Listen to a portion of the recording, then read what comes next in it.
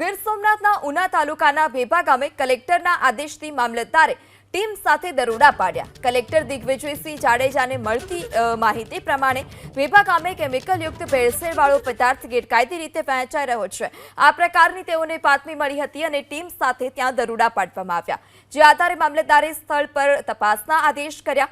મામલતદારની ટીમે ચોક્કસ સ્થળે એક મકાનમાં દરોડા પાડતા કેમિકલયુક્ત પદાર્થ ભરેલી 62 કોથળી મળી આવી હતી અને 89 જેટલી દેશી દારૂ જેવી દેખાતી શંકાસ્પદ કોથળીઓ પણ મળી આવી।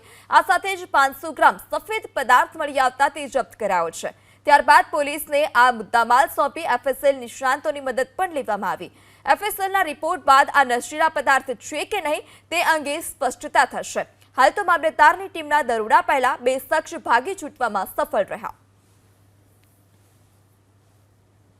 ટીમ સાથે વેભા ગામની મુલાકાત લેતા વિનુભાઈ ભોળાભાઈ સોલંકીનું મકાન આવેલ છે, જેમાં કેમિકલયુક્ત પીણું બનાવી કોથળીમાં પેક કરી વિતરણ કરવામાં આવતું હતું તથા આ કેમિકલયુક્ત પ્રવાહીમાં સફેદ કલરનો એક પદાર્થ ઉમેરવામાં આવતો હતો। તે પદાર્થ એફએસએલ કર્યા બાદ કયા પ્રકારનો છે તે જાણી શકાય એમ છે।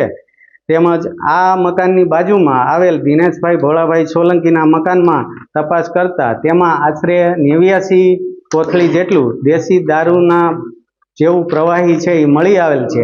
આ ચીજ વસ્તુઓ છે એ તપાસ અંગે અને આગળની ઘટતી કાર્યવાહી માટે જથ્થો છે એ પોલીસને સુપ્રત કરેલ।